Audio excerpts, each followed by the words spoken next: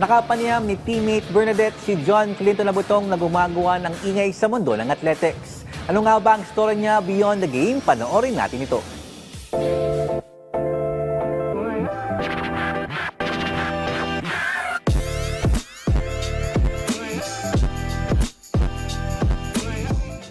Magandang araw, teammates! Welcome sa Beyond the Game with yours truly, Bernadette Tinoy.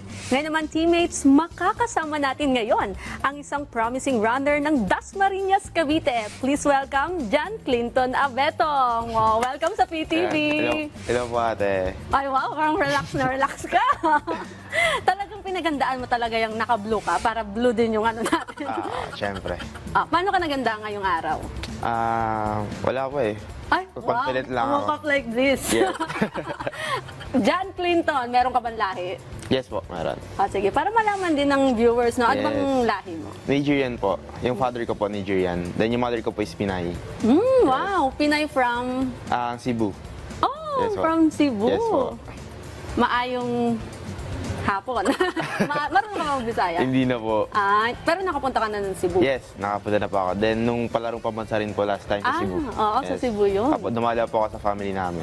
Okay. Alright, saan pala sa Cebu? Sa ano po, Pasil. Parang siguro ano lang din, no? Mas malaman ng teammates natin. Ano ba, yung father mo ba nandito sa Pilipinas? No po. Separated po sila ng mother ko po. Hindi po sila married. So, bali second family po ako. Then yung father ko po is nasa New York kayo nag-work. May communication naman. Yes po, meron naman po.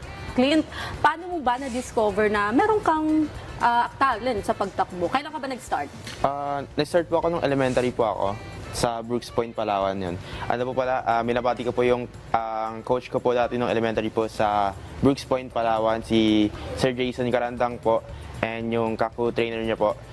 Thank you po coaches and trainers ko po before.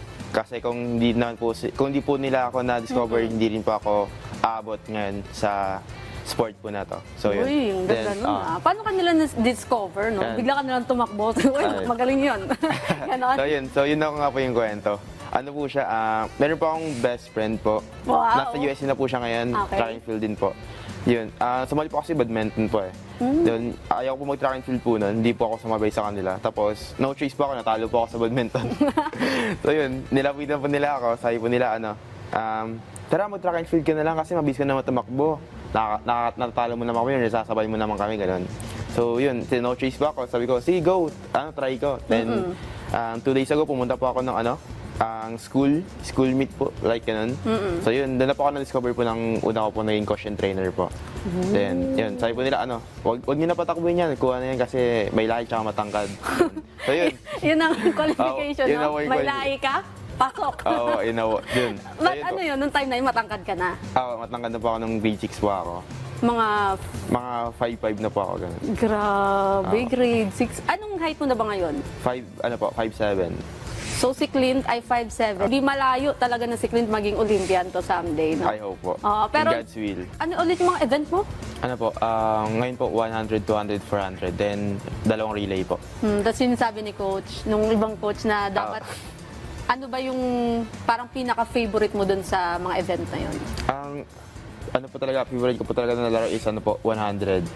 Pero dun po ako kasi nag-improve sa 400. So parang yun na po yung focus ko talaga. Ay, yung 400. Opo, 400. Hirap yung 400 meter na yun. Yeah. Pero ano ba, sino yung nakikita nating malakas din sa under 18 na category? For me po, yung ano ko po talaga si Pai. Si Pai Dordino, forward Wangkay po. Siya po kasi ilay ko po nakakalaro. Pero ngayon naman, teammates, nako, I'm sure mas makikilala natin si Clint dito sa ating segment na Guilty or Not Guilty. Ikaw ba, guilty ka ba? Wala pa. Wala. Pero ito, unang-unang tanong. Wait lang, belo muna ako, Oo, belo. belo muna. Naranasan mo na bang mag 1, 2, 3 sa jeep? Pag ito may Yes, 1, 2. guilty. Oo, kailan? Last year. Sorry sa jeep. Ano yung nangyari nun? Ano po kasi, nakasakay na po kami ng jeep ng mga tropa ko po ka-teammates ko. Pauwi na kami ng dorm.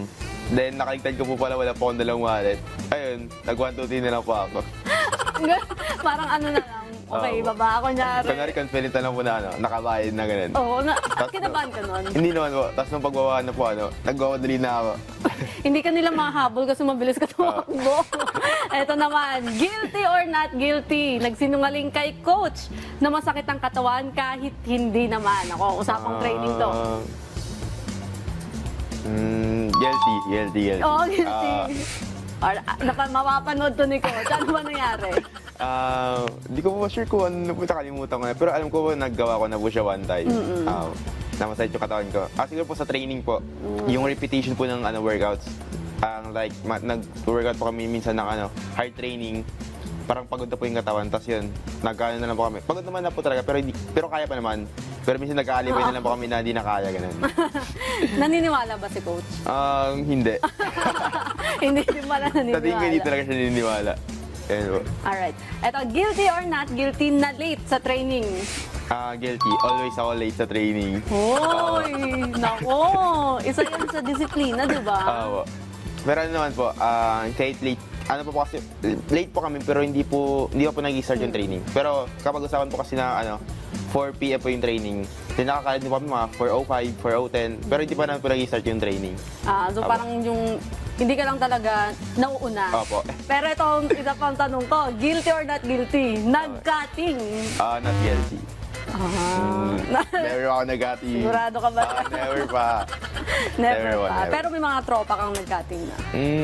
Meron na po. Nung elementary days. Yes, meron po.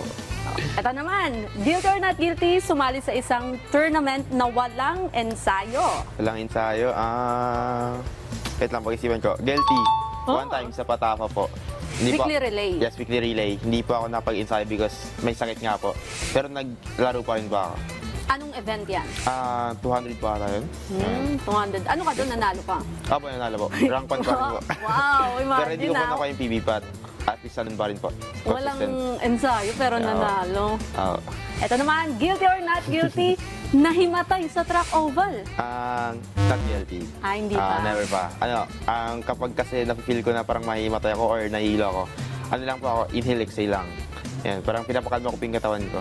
Yun pala ang technique Yes, po. din. Kasi napakainit dun sa ultra, di Yes, ba? po. Sobrang init. Hindi ka sobrang... Madalas kasi doon kayo nagtitrain. Oo.